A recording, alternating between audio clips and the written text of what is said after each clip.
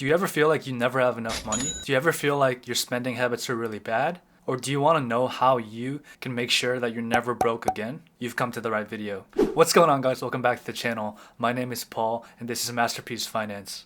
Today I'll be going over 7 must-dos to make sure that you never go broke ever again. Without further ado, let's dive right in. Must-do number 1, turn your active income into passive income. Now let me explain. A lot of people aren't aware of the differences between active income and passive income. Active income can be described as any type of income that you get by selling or trading your time. A perfect example of active income would be working your 9-to-5 job, because once you clock in and work, you're selling your time for income.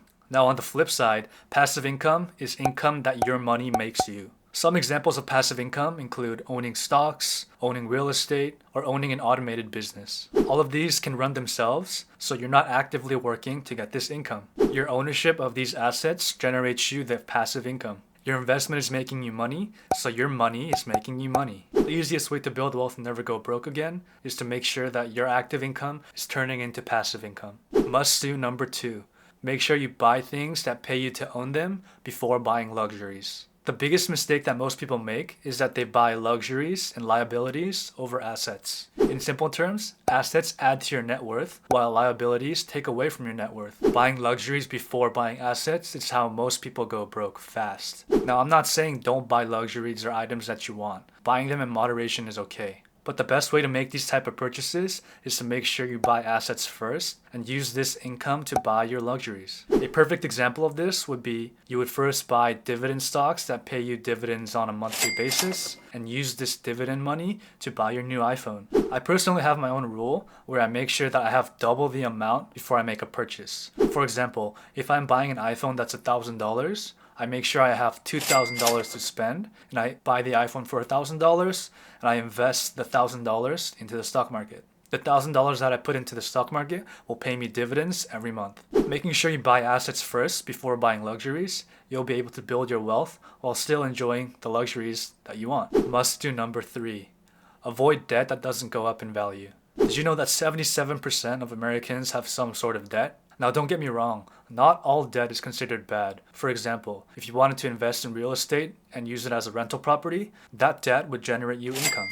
But on the flip side, bad debt, such as credit card debt, will hurt you. Think of debt as like a double-edged sword. It can benefit you, but most people don't realize that the debt that they take out is bad debt. When you go into debt, you're giving up any future income in exchange for what you're going into debt for. I personally would recommend staying away from most debt if possible, and even the good debt is very risky sometimes, so I would be cautious. Must-do number 4.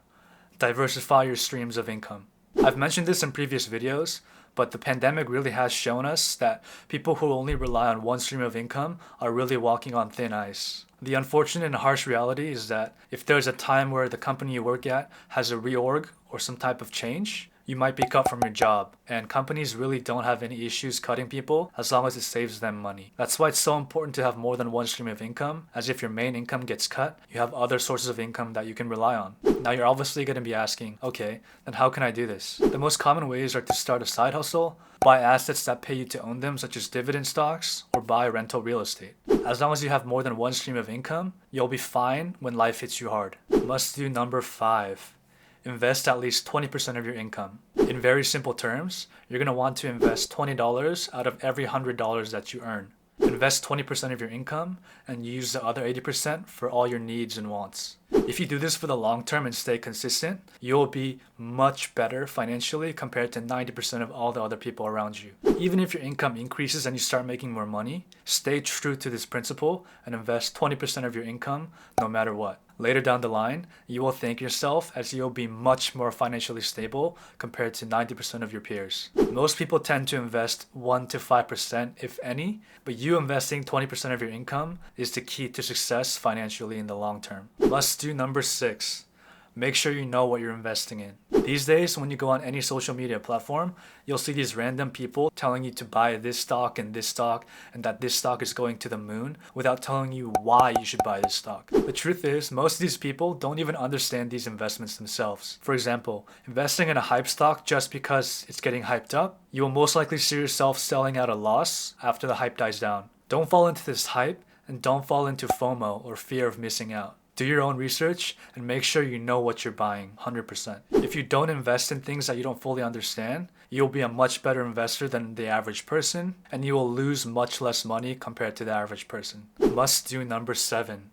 Avoid lifestyle inflation at all costs. Lifestyle inflation can be defined as increase in spending once a person's income starts going up. Lifestyle inflation can be so scary as most people think they can buy nicer things as their income goes up. For example, most people who start making more money or get a pay raise, they upgrade their apartment or they buy a nicer car. While you financially might be able to afford these type of things, inflating your lifestyle every time you get an income boost will definitely deter you from being able to build wealth and will only create more expensive liabilities for yourself. Lifestyle inflation can also make it very difficult to get out of debt, save for retirement, or meet other financial goals. Personally, for me, even if my income increases, I will keep my lifestyle the same and only make purchases when I have assets that pay for these purchases. Now, the biggest question is, how can you avoid lifestyle inflation? Number 1, create a goal-based budget plan for yourself and stick to it. Number 2, automate your savings and investments. Like I mentioned previously in other videos, I personally like to automate my investments, so I make sure that I'm investing into the same index funds or ETFs every single month. Number 3, avoid comparing your life to others on social media. Comparing your life to people who flex their money on social media can be very toxic and hinder you from meeting your financial goals. And number 4, treat yourself sometimes. We all need to live life sometimes, but make sure you keep your finances in check even when doing so. That's it for today's video, guys. Thank you so much for watching. If you're new here, my name is Paul, and I create content on personal finance, entrepreneurship, investing, and personal growth. If you enjoyed today's video and learned something, please smash the like button and subscribe for more future uploads. I sincerely appreciate every single one of you so much. Thank you so much for watching, and always remember that your life is a masterpiece. So let's unlock that full potential. Catch you guys in the next video. Peace.